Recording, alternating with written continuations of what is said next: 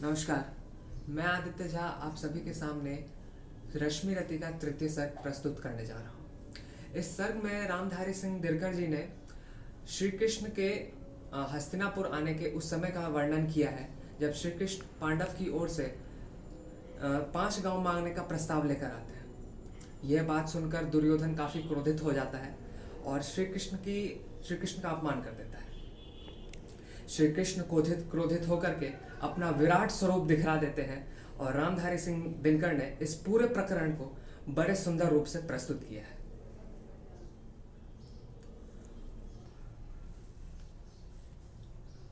हो गया पूर्ण अज्ञातवास, पांडव लौटे वन को साहस। पावक में कनक श्रय दृश्य तप कर, वीरत्व लिए कुछ और प्रखर, नस नस में तेज प्रवाह लिए कुछ और नया उत्साह लिए। सच है विपत्ति जब आती है, कायर को ही दहलाती है, सूरमा नहीं विचलित होते, क्षण एक नहीं धीरज खोते। विघ्नों को गले लगाते हैं, कांटों से राह बनाते हैं, मुख से न कभी उफ कहते हैं, संकट का चरण न कहते हैं। जो आ पड़ता सब सहते हैं, उद्योग निरत नित रहते हैं, शूलों का मूल नशाने को, बड़ खुद विपत्ति पर छाने को। है कौन विघ्न ऐसा जग में, टिक सके वीर नर के मग में, खम ठोक ठेलता है जब नर पर्वत के जाते पांव उखड़। मानव जब जोर लगाता है, पत्थर पानी बन जाता है, गुण है बड़े एक से एक प्रखर, है छिपे मानवों के भीतर, मेहंदी में जैसे लाली हो, वर्तिका बीज उजियाली हो, बत्ती जो नहीं जलाता है, रोशनी नहीं बह पाता है। पीसा जाता जब इक्षुदंड झरती रस की धारा अखंड, मेहंदी जब सहती है प्रहार, बनती ललनाओं का श्रृंगार, जब फूल पिरोए जाते हैं हम उनको गले लगाते हैं। वर्षों तक वन में घूम घूम, बाधा विघ्नों को चूम चूम, सह धूप घाम पानी पत्थर, पांडव आए कुछ और निखर। सौभाग्य न सब दिन सोता है, देखे आगे क्या होता है। मैत्री की राह बताने को, सबको सुमार्ग पर लाने को, दुर्योधन को समझाने को, भीषण विध्वंस बचाने को, भगवान हस्तिनापुर आए पांडव का संदेशा लाए। दो न्याय अगर तो आधा दो, पर इसमें भी यदि तुम्हें बाधा हो तो दे दो, केवल 5 ग्राम रखो अपनी धरती तमाम, हम वही खुशी से खाएंगे, परजन पर असी न उठाएंगे। पर दुर्योधन वह भी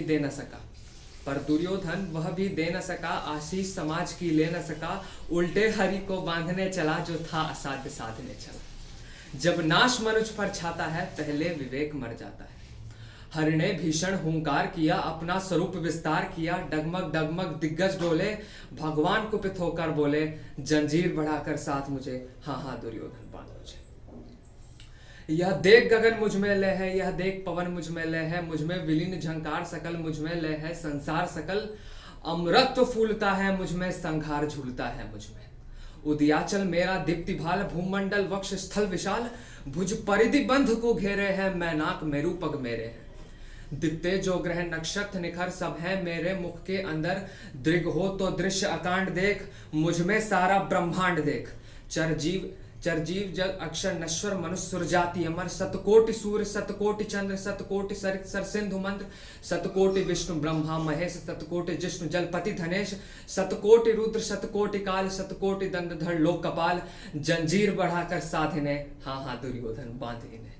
भूलोक अतल पाताल देख, गत और अनागत काल देख, यह देख जगत का आदर्शजन, यह देख महाभारत का रण, मृतकों से पटी हुई भू है, पहचान इसमें कहा तू है।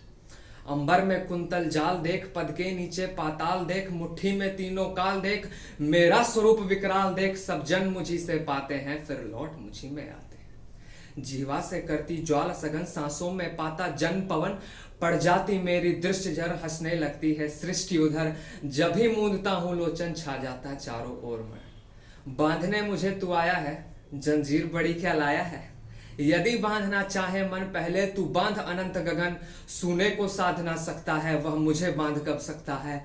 हित वचन नहीं तूने माना, मैत्री का मूल्य ना पहचाना, तो ले मैं भी अब जाता हूँ, अंतिम संकल्प सुनाता हूँ, याचना नहीं अब रण होगा, जीवन जय या कि मरण होगा। टकराएंगे नक्षत्र निखर, बरसेगी भू पर वाहिनी प्रखर, फण शेष नाग का डोलेगा, विकराल काल मुंह खोलेगा, दुर्योधन रण ऐसा होगा, फिर कभी नहीं जैसा होगा।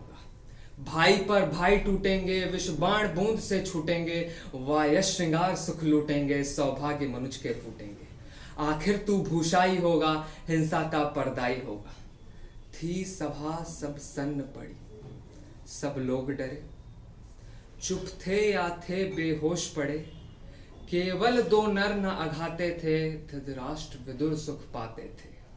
प्रमुदित निर्भय दोनों पुकारते थे। जय जय। धन्यवाद।